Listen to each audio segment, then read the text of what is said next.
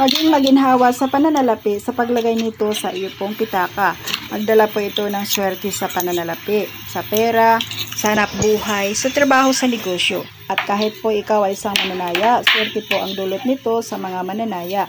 Nasubukan mo na bang maglagay ng dahon ng laurel sa iyong pitaka? Ang dahon ng laurel ay magdala po ito ng swerte sa pera. At hindi lamang po maliit na halaga ang dulot nito, ito po ay nag-attract ng napakalaking halaga ng pera. At marami na pong yumaman sa pag-wish nila gamit ang dahon ng laurel. At lalo po sa paglagay nito sa pitaka. Tuloy-tuloy po ang pasok ng pera sa inyo. Kaya guys, kung gusto mo malaman ito, watch this video until the end.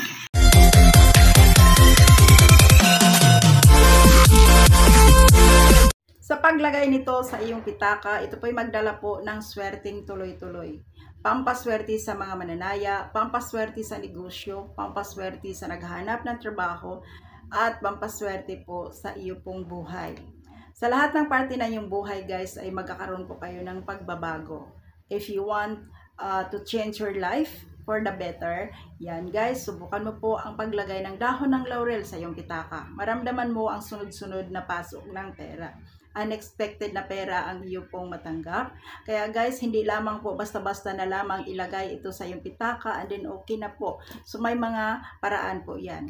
Kaya guys, kung gusto mong malaman kung paano ito gamitin, panoorin lamang pong video na ito hanggang sa dulo. Ituturo ko po sa inyo. At kung kayo man po'y baguhan dito sa ating YouTube channel, huwag mong kalimutan, like, share, subscribe po, at don't forget to hit the bell button for notification para ma-notify ka sa mga next nating mga videos. Kaya guys, samahan niyo na po ako. At yan, kumusta nga po sa lahat kong mga taga-subaybay, Luzon, Visayas at Mindanao. So ngayon po guys, kailangan natin dito, gawin natin ito, pwede before matulog sa gabi or paggising sa umaga. Yung i-chansa po ninyo guys or i-timing po ninyo yung tahimik. Walang gulo, walang maingay sa labas para makapag-manifest ka ng maayos. At the best nga nito guys, gawin po ito pag nagising po kayo ng madaling araw. And then, ang gagawin po ninyo guys, kung mayroon po kayong Chinese incense dyan, magsindi po kayo ng Chinese incense. So, kailangan po natin, alisin natin ang negative energy bago po tayo mag-wish, no? Kasi hindi po natin alam guys, ang dami pong negative energy na nakaikot sa'yo, nakapaikot sa'yo, kaya nahirapan po kayong umangat sa buhay. So, first po, magsindi po kayo ng Chinese incense. Okay? And then guys, hugasan mo muna yung kamay mo ng asin. And then, ayusin sa paghugas guys. Tubig na may asin.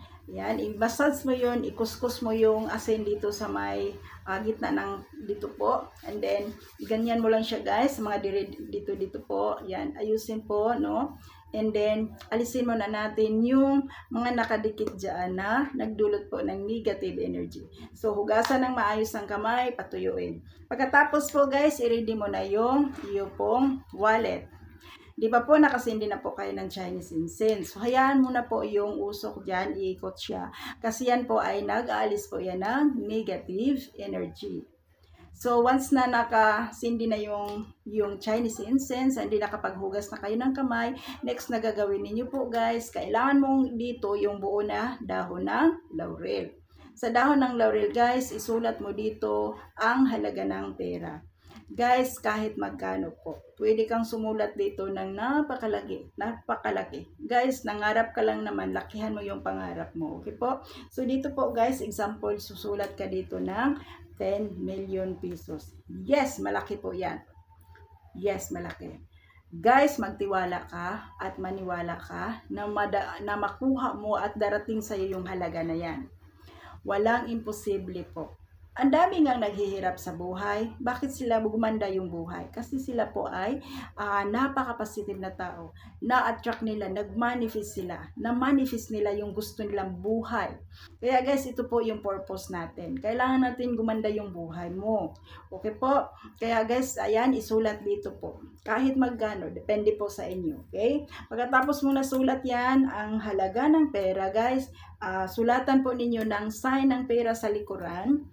For example po, dito, nasulat mo dito, 10 million pesos. Then dito sa likuran, isulat mo dito, piso sign kung sa Pilipinas kayo. Pero kung nasa ibang bansa po kayo, yun po ang gamitin po ninyo na sign ng pera po. Okay? Then once na nasulatan mo na ito guys, sa iyo pong intention, ayan, ang gagawin po ninyo guys, ito pong inyong pitaka, pausukan siya ng Chinese incense. No? Pausukan mo siya guys. Kailangan po, ayan, maganda nga nito guys, every month mo itong pausukan ang inyo pong wallet ng Chinese incense. So, para sa ganun, kung mayroon mang medyo nasagad-sagad na yan saan, medyo umalat-alat na yung pumasok na pera sa iyong wallet guys, ayan, mabago po yan. Pagkatapos mong napausukan ito guys, ang gagawin po ninyo dito guys, inhale, exhale po kayo. And then po guys, focus po kayo.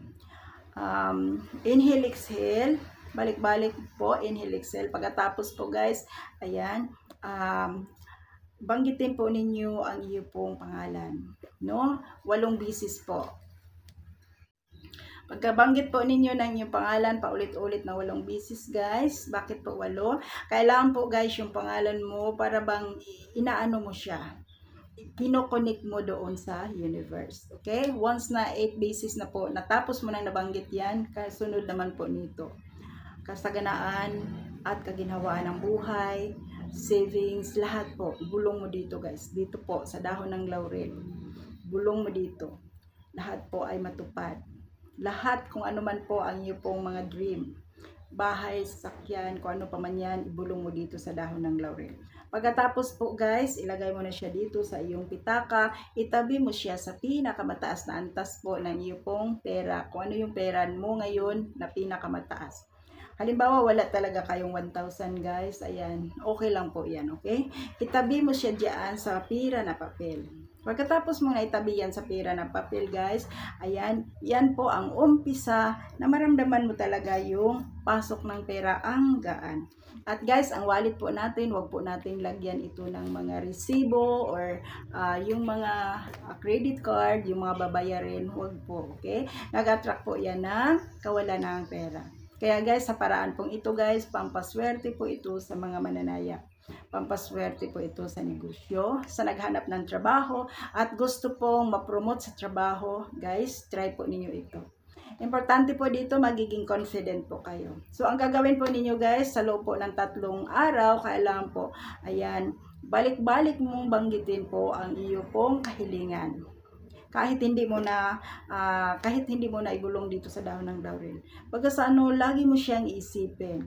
Halimbawa, nag-isip po kayo na magandang bahay, yung gusto mong bahay, halaga po ng 3 million, yan po, isipin mo po yan, gaano kaganda yung bahay na yan. Gusto mo yung sasakyan, yan, isipin mo po yan, kung gaano kaganda yung sasakyan na yan, kung magkano yung sasakyan na gusto mo, kung magkano yung savings, magkano yung gusto mong i-manifest, yan. Lagi mo siyang isipin. Positive po ang result niyan guys. Okay? Kaya guys, sana po isa ka sa matulungan sa ating pinag-usapang topic ngayon. Sa pamamagitan lamang sa dahon ng laurel, makamit mo ang iyong pangarap. Magandang buhay, kasaganaan, at magtagumpay ka sa iyong pong mga pangarap kasama ang iyong pamilya.